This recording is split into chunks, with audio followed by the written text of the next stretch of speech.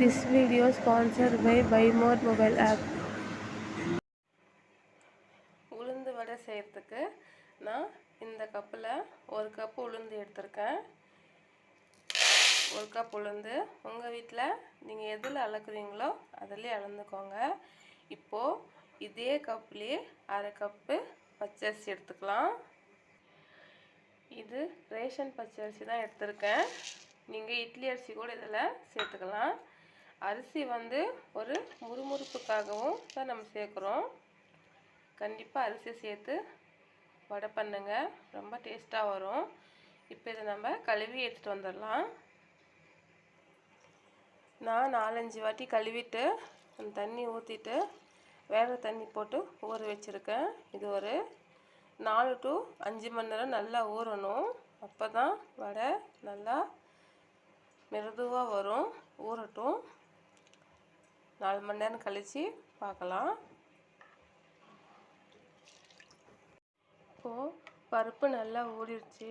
இப்போ தண்ணியெல்லாம் வடித்து மிக்சர் ஜார்லாம் போட்டு நைஸாக அரைச்சிட்டு வந்துடலாம். பெரிய ஜார் தான் எடுத்திருக்கேன். இதில் எவ்வளோ பிடிக்குதோ அவ்வளோ போட்டு நைஸாக அரைச்சிட்டு வந்துடலாம். பாருங்கள், இந்த அளவுக்கு நல்லா நைஸாக அரைச்சிடலாம். இந்த கன்சிஸ்டன்சியில் இருக்கணும். இப்போ இதை வேறு பாத்திரத்துக்கு மாற்றிக்கலாம். மாவை மாற்றி வச்சுருக்கேன். இதிலே நம்ம இனிப்பும் செய்யலாம், காரமும் செய்யலாம். இனிப்பு வடையும் செய்யலாம்.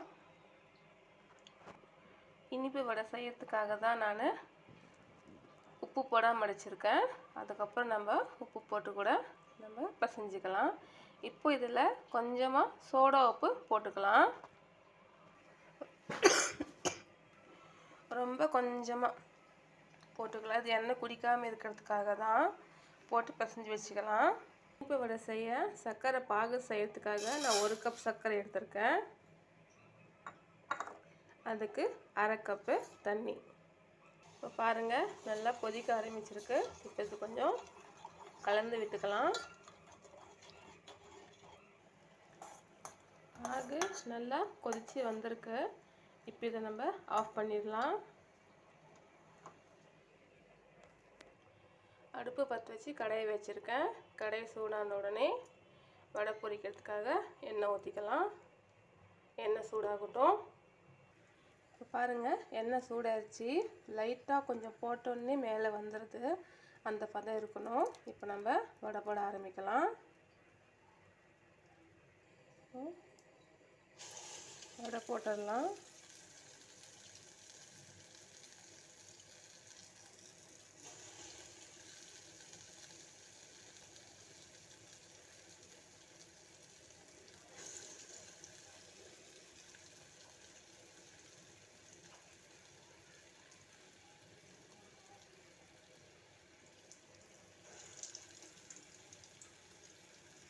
வடை போட்ட உடனே நம்ம திருப்பி எல்லாம் விட வேணாம். அதுவாகவே மேலே எழும்பி வரும். கொஞ்சம் வெயிட் பண்ணலாம்.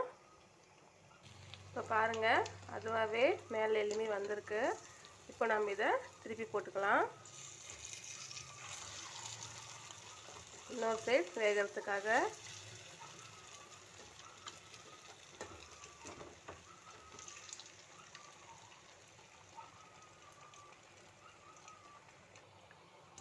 லைட்டாக கலர் சேஞ்ச் ஆகிருக்கு.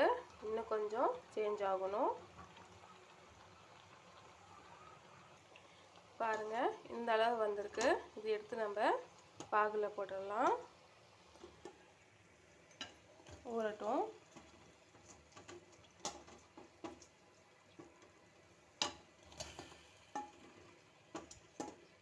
இனிப்பு வடை ஊறுறதுக்குள்ளே நம்ம காரம் ரெடி பண்ணிக்கலாம். 2 வெங்காயம் கட் பண்ணி வச்சுருக்கேன். கொத்தமல்லி, பச்சை மிளகாய். இப்போ இது எல்லாமே நம்ம மாவில் சேர்த்துக்கலாம்.